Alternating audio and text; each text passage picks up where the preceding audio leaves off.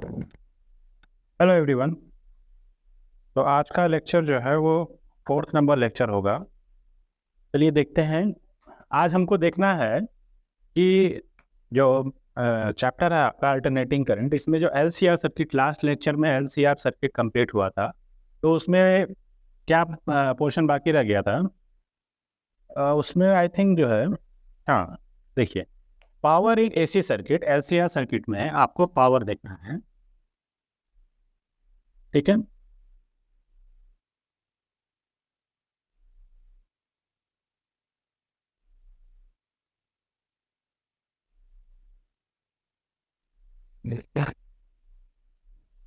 तो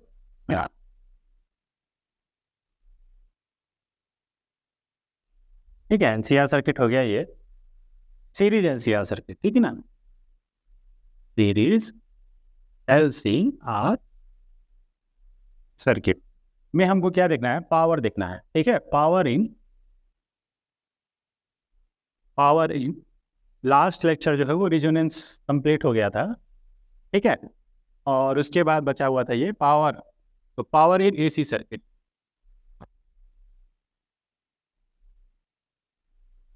ठीक है। तो चलिए देखते हैं। सबसे पहले यहाँ पे जो वोल्टेज अप्लाई किया हुआ है V M of sine omega T, okay. और करंट क्या हो जाएगा, I is equal to I M of sine omega T plus pi. देखिए, अगर ये केवल प्योर रेजिस्टिव सर्किट होता तो V M sine omega T और I M sine omega T आ जाता, क्योंकि प्योर रेजिस्टिव में क्या होता है, कोई भी फेज डिफरेंस आपका वोल्टेज और करंट के बीच में नहीं होता है। बट यही क्या होता, अगर केवल इंडक्टिव सर्किट होता या कैपेसिटिव सर्किट होता, तो क्या होता, फेज गैप जो होता है वो वोल्टेज और करंट के बीच में 90 डिग्री का होता, ठीक है ना। इसके प्रीवियस लेक्चर्स में हो चुका है वो चीज़। तो यहाँ पे पाई की जगह पाई बाय 2 लिखते हैं। बट यहाँ पे क्या है, यहाँ पे आपका ये तीनों चीज़ है, ठीक है। तो जब तीनों चीज़ शामिल है यहाँ पे, प्योर एल होता है, प्योर कैपेसिटिव सर्किट होता है या प्योर ये, तो उस हिसाब से हमको फेज डिफरेंस पता होता, ठीक है ना। बेसिकली क्या होता है, अगर प्योर इंडक्टिव या प्योर कैपेसिटिव है तो फेज गैप जो है बिटवीन वोल्टेज एंड करंट कितना होता है, 90 डिग्री, ठीक है। तो यहाँ पे हम क्या लिख देते हैं, प्लस पाई बाय 2 या माइनस पाई बाय 2, ऐसा कुछ करके हम ये पता कर लेते हैं कि इसमें जो है वो करंट लीड कर रहा है, लैग कर रहा है, ठीक है। लेकिन यहाँ पे क्या है, तीनों का कॉम्बिनेशन है एलसीआर सर्किट में। तो यहाँ पे हम क्या करते हैं, लास्ट लेक्चर में हुआ था फेजर डायग्राम, ठीक है ना। तो उसमें डायग्राम बना हुआ था, ठीक है, जिसमें हमने रिजल्टेंट बनाया था, ये जेड था, ये हमारा क्या था, ठीक है, ये जेड है एक्सिस, ये आर था, ये आपका क्या था, पाई एंगल था। तो यहाँ से tan फाई जो आया था वो कितना आया था, ठीक है। tan, सॉरी ये जेड एक्सिस नहीं था,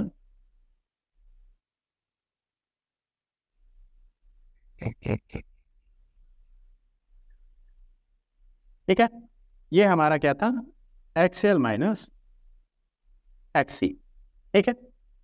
ये एक्सएल माइनस एक्सी क्यों था, क्योंकि बताया था मैंने कि इधर वाला पॉइंट जो है ये इसको वी आर एक्सिस है, ये अगर वी एल है, ये आपका वी सी है, ठीक है। प्रीवियस लेक्चर में ये डिस्कशन हो चुका है।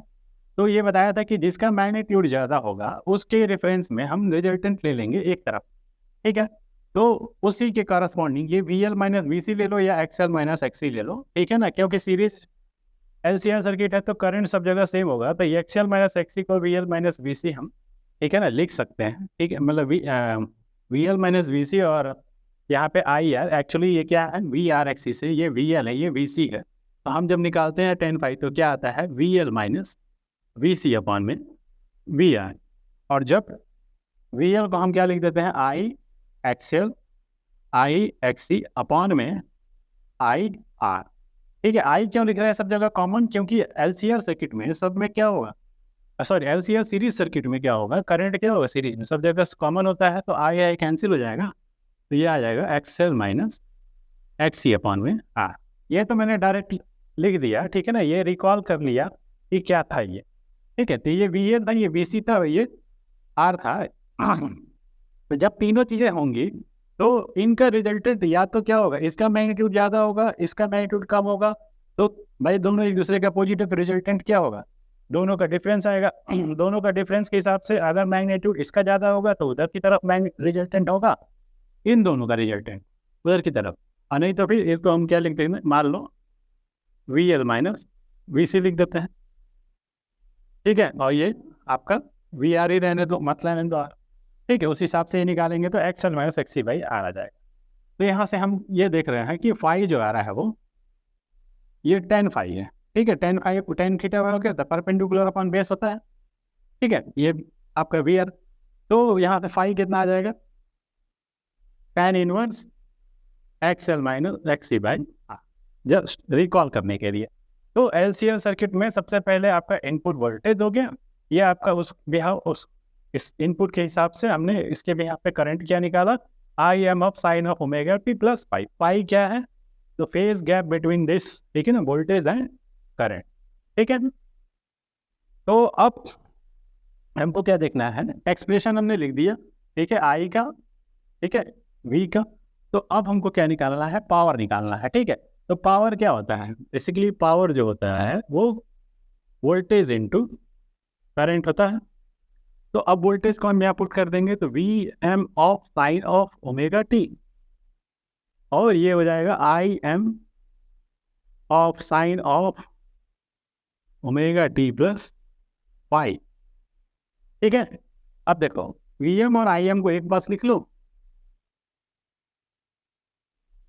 और यहाँ पे लिख लो sine omega T into sine of omega T plus five, ठीक है।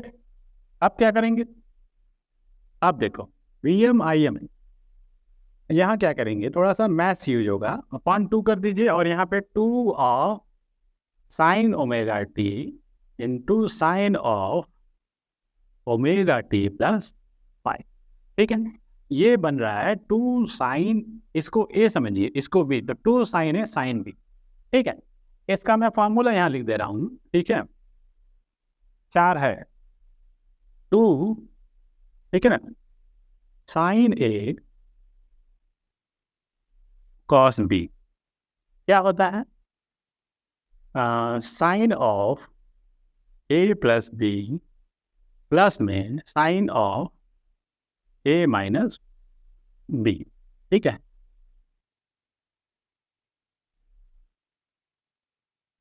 फिर होता है टू ऑफ सेम चीज, तो यहाँ कॉस ए साइन बी अगर हो जाए तो क्या हो जाएगा, यहाँ पे सेम चीज sign A plus B minus यहाँ लग जाएगा साइन ए माइनस बी, ठीक है। टू, अब यहाँ पे sign A cos B, cos A sine B, अब ये आ जाएगा कॉस ए कॉस बी। अब इसका होता है formula cos of A plus B plus cos of A minus B, ठीक है। याद करना हो करिए, नहीं करना हो बस हम यहाँ रिकॉल कर, हमको इसमें फोर्थ नंबर वाला यूज करना है, ये साइन, इसको ए समय इसको भी टू साइन है साइन बी, तो अब हम लिखेंगे sine A sine B equal to होता है sine of A minus B, थोड़ा सा ये डिफरेंट रहता है, सब में प्लस से देख रहा हो शुरू, फिर यहाँ माइनस लगा देंगे, और यहाँ पे हो जाएगा sine of A plus B. अगर आपको इसको पहले लिखना है, इसको बाद में यहाँ माइनस कॉमन लेना पड़ेगा, ठीक है। बस यही अंतर होगा, सिमिलरिटीज है सब जगह, बस थोड़ा सा यहाँ पे क्या है, डिफरेंस है, ठीक है, ठीक है। Sine of A minus B minus of sine A plus B, अगर इसको इधर लाना है, इसको उधर ले जाना, तो माइनस कॉमन लेके आप सीक्वेंस में लिख सकते हैं, इसी का यूज करना है। यहाँ पे हम यूज करेंगे फोर्थ नंबर, ये वाला यूज करना है, तो क्या लिखेंगे V M I M upon में टू, ठीक है। क्या लिखेंगे, टू साइन है, ठीक है, तो क्या लिखेंगे साइन ए की जगह पे कितना ओमेगा टी, और इसकी जगह पे ए माइनस बी, यानी कि ओमेगा टी माइनस फाइव, हो गया, हो गया। और उसके बाद से क्या है, माइनस ए प्लस बी, क्या हो जाएगा omega T plus five, okay.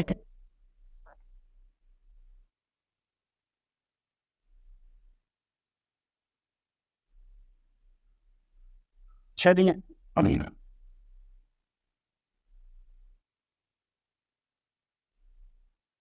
कुछ गड़बड़ लिख दिया। यहाँ साइन होता है कि कॉस होता है? यहाँ पे कॉस होता है, ठीक है, कॉस। तो यहाँ पे क्या हो जाएगा? कॉस, ठीक है, कॉस। ओके, तो अब क्या करेंगे? V M I M upon में टू। देखिए ये साइन साइन चलेगा, ये कॉस कॉस चलेगा, ठीक है, थोड़ा सा लिखने में गड़बड़ हो गया। तो ये क्या हो जाएगा? ये माइनस ओमेगा टी और माइनस कैंसिल हो गया। क्या बचा यहाँ पे? कॉस ऑफ माइनस फाइव, फिर minus cos of omega T कितना हो जाएगा? 2 ओमेगा टी प्लस पाई, ब्रैकेट बंद, ठीक है, यहाँ पे पूरा ब्रैकेट बंद, ऐसे समझिए। अब करना क्या है? अब देखो कॉस माइनस थीटा जो होता है, अगर ऐसे लिखा है कॉस ऑफ ब्रैकेट में माइनस थीटा, ये होता है कॉस थीटा। जब ये ब्रैकेट से माइनस को ऑब्जर्व करता है, ठीक है ना, एक्चुअली कॉस माइनस थीटा का मतलब ये हुआ, ये मैथ में जब जाएंगे तो ये फोर्थ क्वाड्रेंट में पड़ेगा, this is the fourth quadrant, ठीक है ना। अगर फिजिक्स के बच्चे हैं उनको भूल गया है, तो फोर्थ क्वाड्रेंट में जो होता है, ये फोर्थ क्वाड्रेंट, ठीक है ना, ये 0 डिग्री होता है, ये 90 डिग्री होता है, ये 180 डिग्री होता है एक्सिस, और ये 270 और ये 360। माइनस थीटा का मतलब 0 से जस्ट नीचे आ पा रहा है, ठीक है, माइनस में जा रहा है, ऐसे समझो, ऐसे घूमते हैं, इधर से घूम रहे हैं तो प्लस ऐसे चल रहा है, तो बस माइनस का मतलब इसको रेफरेंस लोगे तो नीचे जाओगे तो फोर्थ क्वाड्रेंट में कॉस और सेक जो होता है थीटा, वो हमेशा प्लस होता है, ठीक है ना, यानी कि इस क्वाड्रेंट में जो भी एंगल आएगा वो वैल्यू क्या लेगा? प्लस लेगा, यानी cos minus theta cos theta बन जाएगा, समझाने के लिए बस। तो यहाँ पे क्या हो जाएगा? V M I M.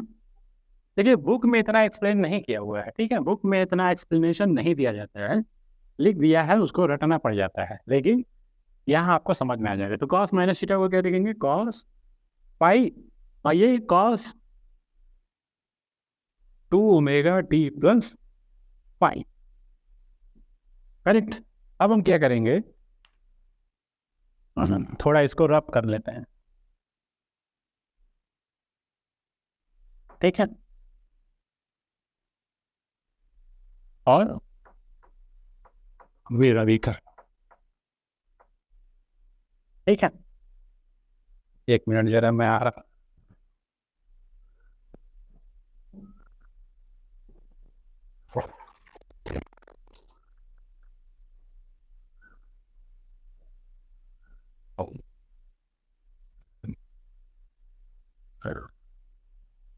हाँ जी, सर अब नहीं हो रहा था, हो गया।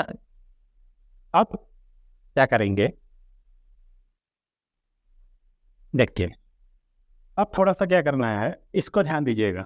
इस एक्सप्रेशन में आपको दिख रहा होगा कि ये जो कॉस फाई है, इसमें कोई टी का टर्म नहीं आ रहा है, और इसमें 2 ओमेगा टी प्लस फाई, इसमें टी का टर्म आ रहा है, यानी ये वेरिएबल टर्म है और ये कांस्टेंट एक तरीके से हो गया, ठीक है ना। ये फाई जो है इसमें टी का टर्म, वेरिएबल टर्म आपका यहाँ पे टी है, तो ये वाला जो टर्म है, ठीक है, तो ये वाला टर्म है। तो एवरेज वैल्यू अगर हमको निकालना होगा इसका, ये एक पीरियोडिक फंक्शन हो जाएगा, तो इसमें कॉस का क्या होता है?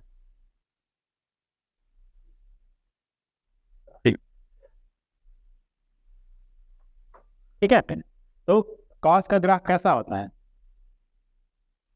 देखिएगा कुछ ऐसा होता है, ठीक है। तो इसमें आपको दिख रहा होगा कि अगर ये एक्सिस है कॉस के ग्राफ में, जितना पॉजिटिव सेक्शन है उतना ही क्या है? निगेटिव सेक्शन है। तो एवरेज वैल्यू जब निकालते हैं कॉस का, ठीक है, ये एक्सप्रेशन को ध्यान दीजिएगा, इसको मत ध्यान दीजिए क्योंकि इसमें टी का फंक्शन नहीं है, यानी कि ये ठीक है ना, कांस्टेंट समझिए इसको, ये वैल्यू फिक्स है पेज। तो ये वाला वैल्यू जो है वो एक पीरियोडिक फंक्शन हो गया, जिसका अगर हम एवरेज वैल्यू निकालेंगे, कांस्टेंट का तो फिक्स होगा ना वैल्यू, उसका कोई, लेकिन इसका जब एवरेज वैल्यू निकालेंगे तो कॉस का जब सबसे पहले ग्राफ देखिए, ग्राफ में क्या होता है? ऐसे चलता है, ये ऐसे चलता रहता है, ठीक है। तो जितना पॉजिटिव साइड आता है उतना नेगेटिव साइड आता है, तो ऑन ओवरऑल एवरेज जो होता है प्लस माइनस करके 0 हो जाता है। तो कॉस ऑफ ब्रैकेट में 2 ओमेगा टी प्लस पाई, इसका जो एवरेज वैल्यू होगा, ठीक है, चल नहीं था,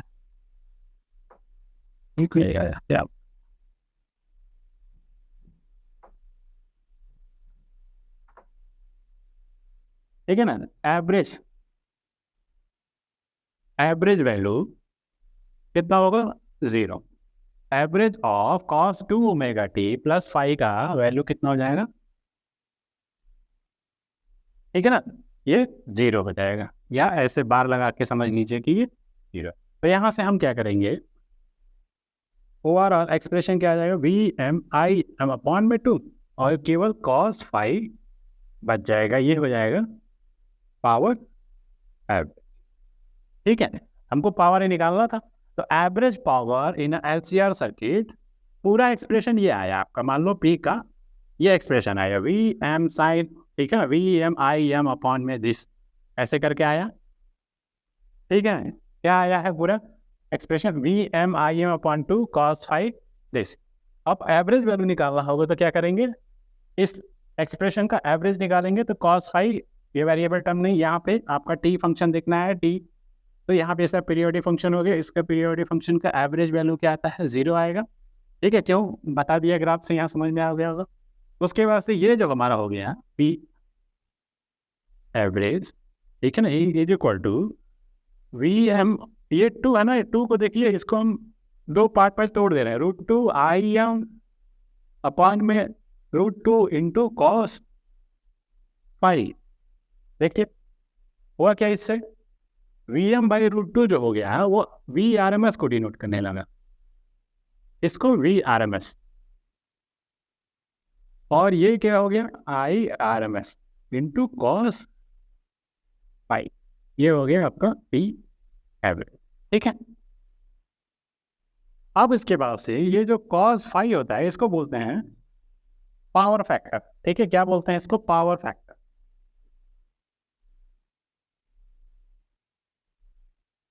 ठीक है, पावर फैक्टर। चलिए अब इसके बाद से ये तो हो गया यहाँ तक का पोर्शन। अब इसमें कुछ केस 1 केस 2 केस 3 करके ऐसे करके बनाया हुआ है, ठीक है, उसको भी 1 बाय 1 देख लेते हैं, ठीक है। तो फॉर्मूला कैसे आया, ठीक है, और केस 1 केस 2 क्या है उसको देखते हैं, ठीक है। पहला केस कह रहा है कि रेजिस्टिव सर्किट, अगर मान लो केवल रेजिस्टिव सर्किट हो, ठीक है, कह रहा है कि if circuit contain only pure resistor, ठीक है, अगर प्योर आर होगा तो आप बताओ इसमें कि फाई मिलेगा, फेज गैप मिलेगा, पाई की वैल्यू 0 हो जाएगी, क्यों, क्योंकि अगर हम यहां से देखें क्या होता है मेरा, tan pi is equal to XL minus XC upon में, if case number 1 pi is equal to, sorry, R is equal to 0, if pure, sorry pure resistive बोल रहा है ना, यानी कि if XL is equal to XC, ऐसा समझो, अगर एक्सएल एक्सी के बराबर हो जाए तो इन दोनों का डिफरेंस 0 आ जाएगा, यानी प्योर रेजिस्टिव सर्किट आ जाएगा।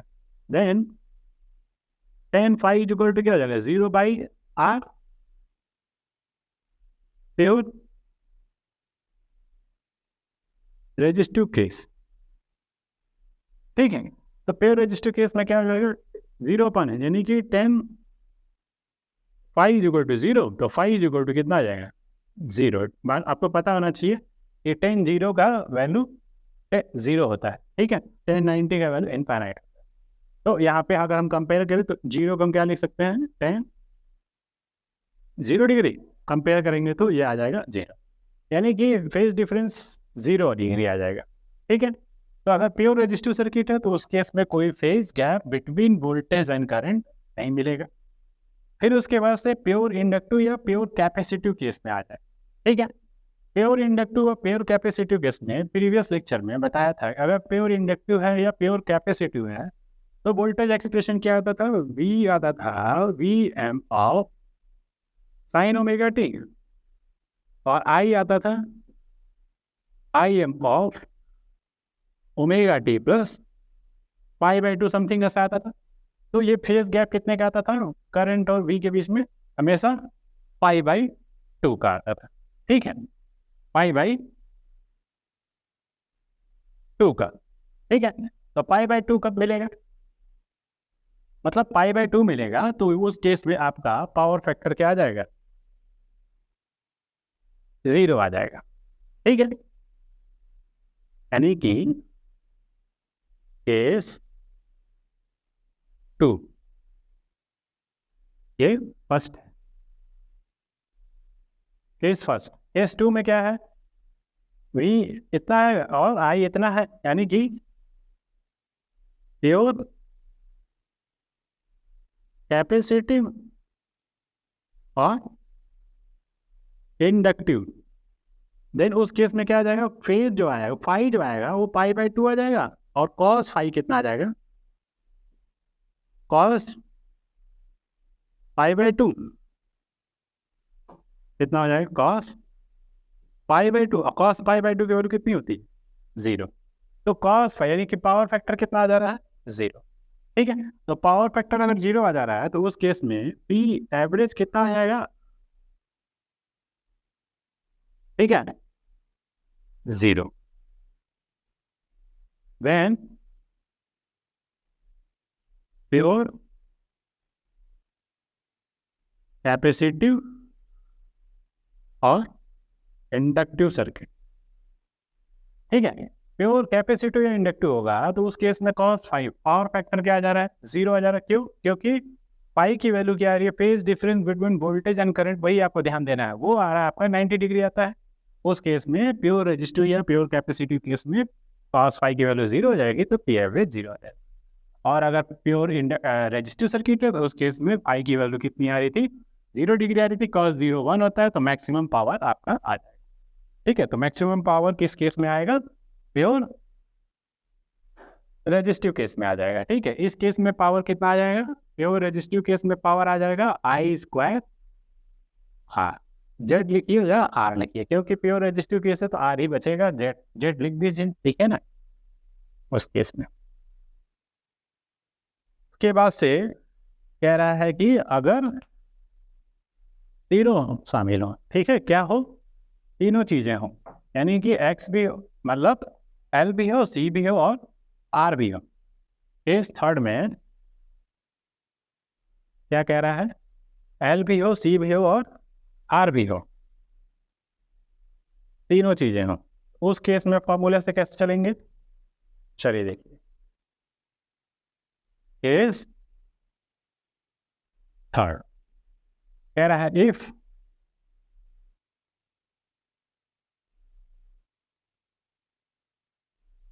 L C and are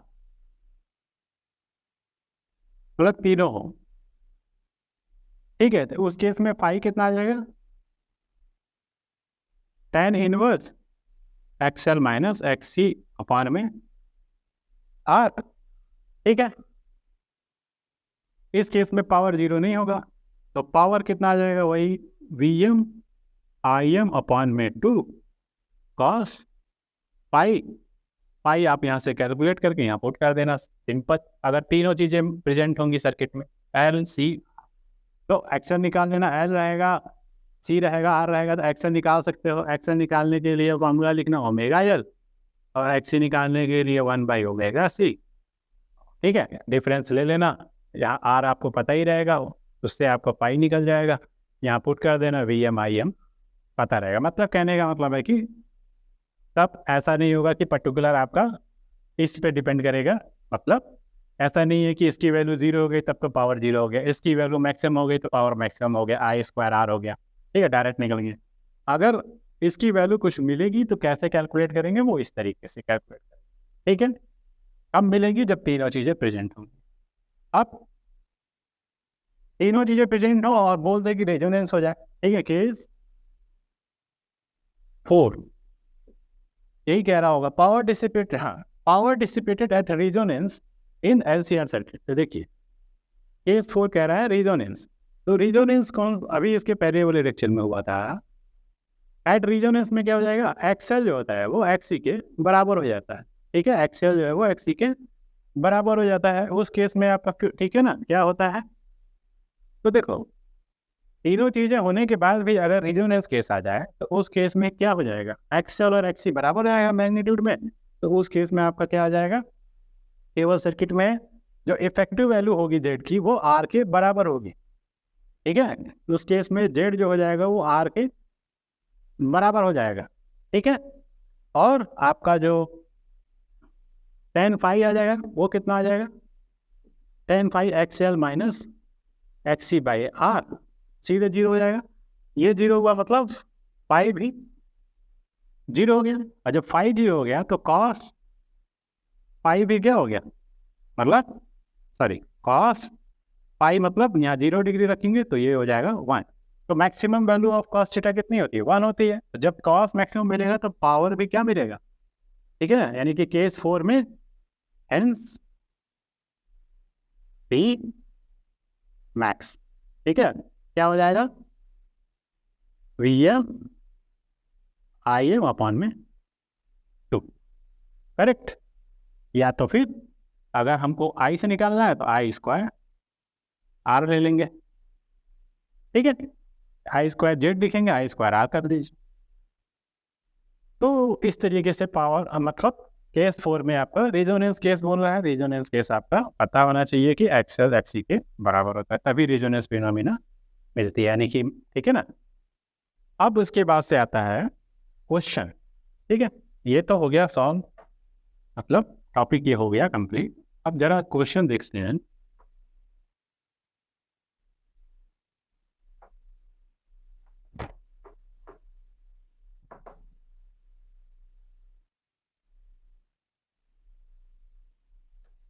question क्या कह रहा है कि एक सर्किट है use for transporting electric power, a low power factor implies large power loss in transmission.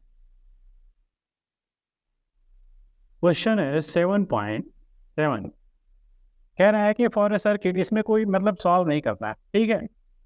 तो कह रहा है कि for a circuit use the transporting electric power, यानी कि कोई सर्किट है जो इस पर्पज के लिए इलेक्ट्रिक पावर ट्रांसमिट कर रहा है, a low power factor implies, कह रहा है कि पावर फैक्टर उसका लो है, implies large power loss in transmission, ठीक है। अब पावर फैक्टर P क्या होता है, V M I M by 2 cos pi, यही आपका पावर फैक्टर है। V और I ज्यादा या कम हो उससे मैटर नहीं करता, अगर ये वैल्यू यही जिस पे भी डिपेंड कर रहा है ना पावर फैक्टर पे, तो यानी कि phase difference between voltage and current, ठीक है। आप पावर ज़्यादा चाहिए आपको, सपोज करो आप करंट बढ़ा दिए या आप वोल्टेज बढ़ा दिए, ठीक है ना, तो मैग्नीट्यूड में तो इसका इफेक्ट आएगा।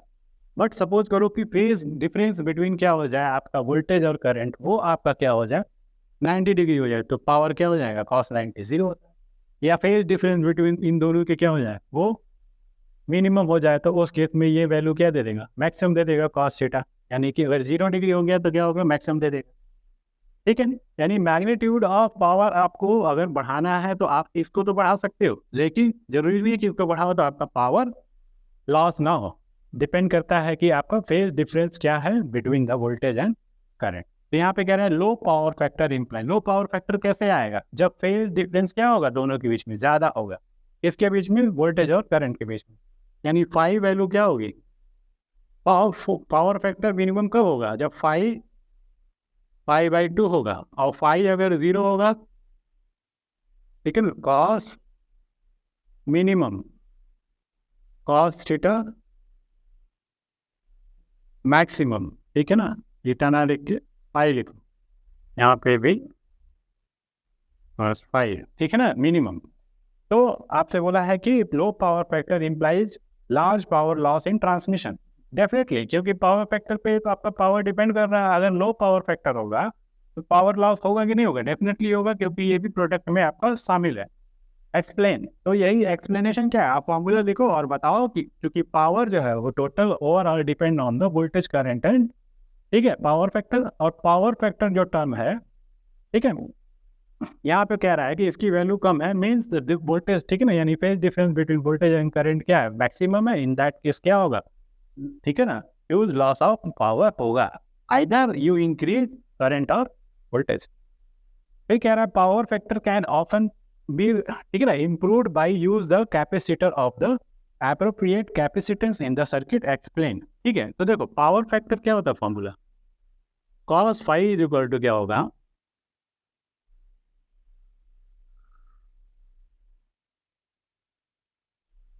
देखो इससे निकालेंगे इसको। अगर हम ये देखें डायग्राम, ये क्या होता है एक्सएल माइनस, मान लो एक्सी, और ये क्या होता है आपका आर, तो ये क्या होता है आपका, इसके बेसिस पर अगर आप निकालोगे ये आपका हो जाएगा जेड।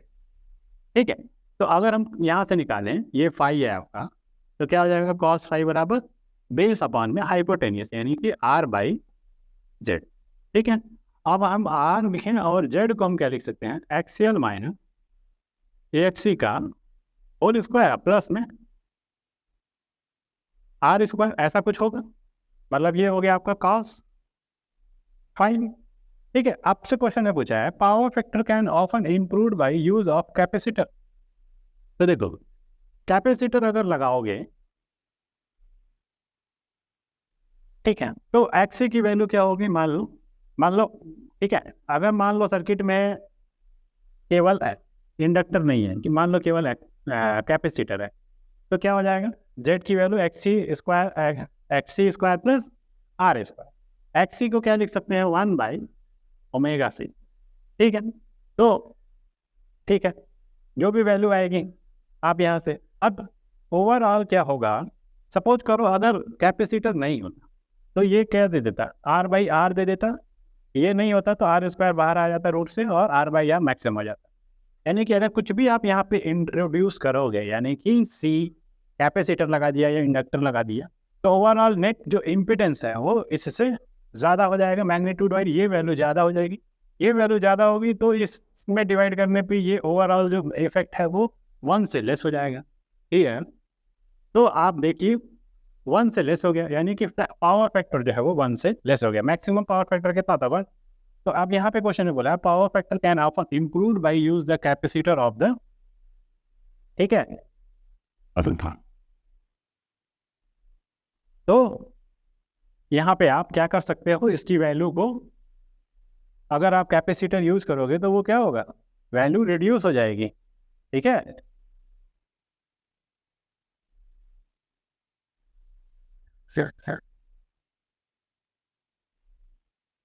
ठीक है, तो मेरे हिसाब से अगर आप कैपेसिटर को यूज करोगे, यहाँ पे क्वेश्चन में क्या बोले हैं, इतना कुछ नहीं, बस ये एक्सप्रेशन आप cos फाइव बराबर आर बाई जेड लिखो। जेड क्या होता है, टोटल मैग्नी, ठीक है ना, रिजल्टेंट होता है X C square plus R square. अगर ये वैल्यू ना हो तो ये ओवरऑल कितना, मैक्सिमम 1 आ जाएगा। अगर ये वैल्यू शामिल हो जाए, एल और सी दोनों आ जाए, या केवल एक्स एल हो या केवल सी हो, तो हम क्या लिखेंगे फॉर्मूला को, X C square plus R square, या X L square plus R square, या X L minus X C का whole square plus R square. तो ओवरऑल ये मैग्नीट्यूड बढ़ जाएगा, तो इसमें डिवाइड करोगे तो वैल्यू लेस आ जाएगी। वैल्यू लेस आ जाएगी यानी कि cos फाइव लेस देन और इक्वल टू 1। लेस देन 1 आएगा कब, जब आपका क्या हो, ये वैल्यू मैग्नीट्यूड, जब ये सी लगा हो सर्किट में, या एल लगा हो, या दोनों, ठीक है, विथ आर। ठीक है, तो उस केस में पावर फैक्टर क्या आ जाएगा, लेस देन 1 आ जाएगा, यानी कि पावर फैक्टर को इम्प्रूव नहीं, रिड्यूस हो जाएगा। पावर फैक्टर की वैल्यू मैक्सिमम कितनी होती है, 1 होती है। ठीक है, जब R is equal to Z, R is equal to Z तभी होगा जब एक्सएल एक्सी के बराबर हो जाएगा, या एक्सएल और एक्सी यानी कि सी इंडक्टर या कैपेसिटर का यूज ही ना हुआ हो, सर्किट प्योरली क्या हो, रेजिस्टिव हो। करेक्ट, तो इसमें यही पूछा था। अब क्या करते हैं, 7.8 क्वेश्चन है, उसको देखते हैं।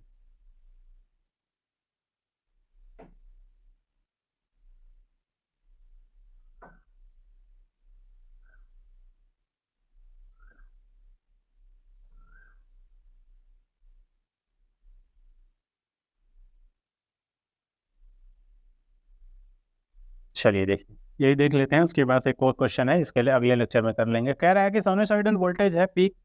देखिए क्वेश्चन में जब ये कह दे नॉर्मल वोल्टेज की बात करें तब तो उसको VRMS समझो, लेकिन अगर ये बोल रहा है कि sinusoidal voltage off peak value, यानी कि VM दिया है डायरेक्ट, जब तक ना बोला जाए तब तक आप भी समझे। पीक बोल दिया है तो 283 आपको पीक वैल्यू दिया हुआ है, एंड फ्रीक्वेंसी दिया हुआ है कितना, 50 हर्ट्ज। जनरली आपको 50 हर्ट्ज ही देखने को मिलेगा, ठीक है।